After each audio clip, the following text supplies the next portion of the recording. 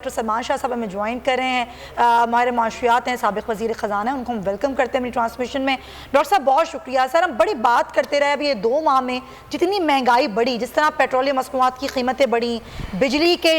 جو ہے وہ نرخ میں اضافہ کیا گیا، پھر اشیاء خوردنوش کی قیمتوں میں جس طرح اضافہ کیا گیا، ابھی جو بجٹ آ گیا ہے یہ تو آلریڈی مہنگائی میں آیا ہے، تو اس میں ریلیف کیا ہوگا؟ عام آدمی کے ذرائع آمدن بڑھانے کی بات کی گئی، کہاں بڑھا رہی ہے حکومت ذرائع آمدن؟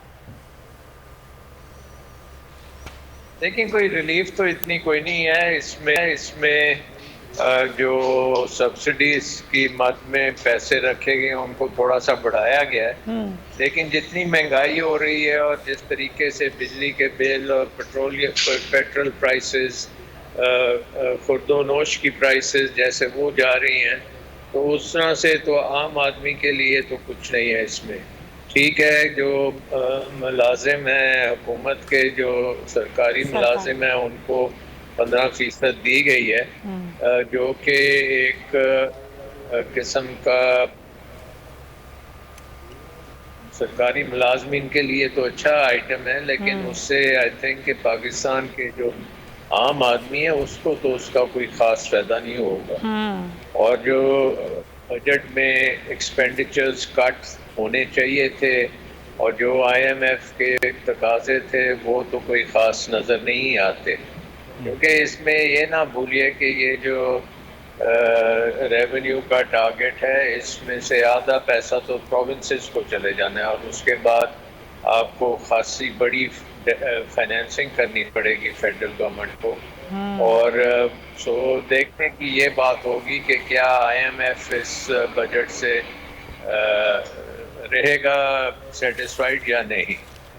تو ٹارگٹ بھی خاصا ایک بڑا رکھا گیا ہے ٹیکس ریونیو کا، تو شاہ صاحب کیا یہ اتنا بڑا ٹارگٹ جو ہے وہ اچیو کیا جا سکتا ہے؟ کیونکہ پچھلے سال تو جو ٹارگٹس رکھا گیا وہ 11 مہینے میں تو خاصا ایک بہتر سچویشن رہی، اب دیکھتے ہیں جون میں کیا ہوتا ہے، لیکن یہ اب ٹارگٹ رکھا گیا اگلے سال کے لیے، یہ واقعی کچھ بہتری کی پوزیشن میں ہوگا؟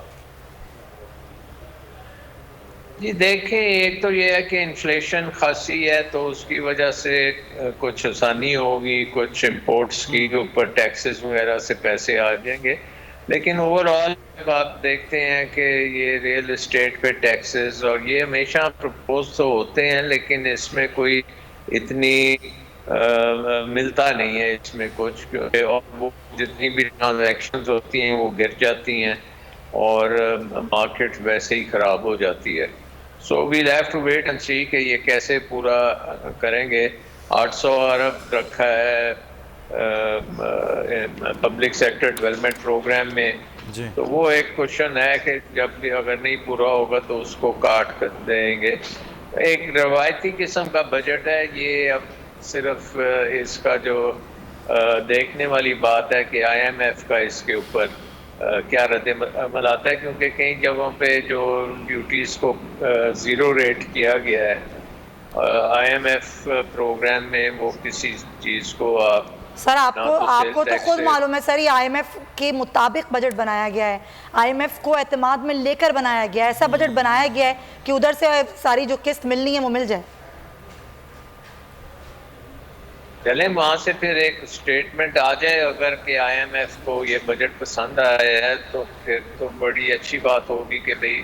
ایک سگنل آ جائے گا کہ اب آئی ایم ایف پروگرام بحال ہو جائے گا، بٹ ہمیں وہ دیکھنا پڑے گا، کیونکہ اس میں جو ایک تو یہ سیلری انکریز جو دی ہے خاصی بڑی ہے فار دی سرکاری ملازمین، تو اس میں وہ کیسے فٹ ہوگی، اور جو اہداف تھے پرائمری سرپلس کے وہ مفتاح صاحب نے ایکسپلین تو نہیں کیا کہ وہ کیسے پورے ہوں گے، بٹ پرائمری سرپلس اس دفعہ چاہتے ہیں، یعنی کہ اخراجات سے زیادہ ریونیوز مانگتے ہیں، تو ریونیوز میں جب آپ دیکھ رہے ہیں کہ 7,000 ارب کے ریونیوز، جی ہاں بالکل ریونیو ہے، اور اس کا ایک ہدف کیسے پورا ہوگا؟ سر پوائنٹ آپ سے مزید ہی بات کرتے ہیں۔ سبسکرائب کریں اور بیل دبائیں تاکہ کوئی خبر رہ نہ جائے۔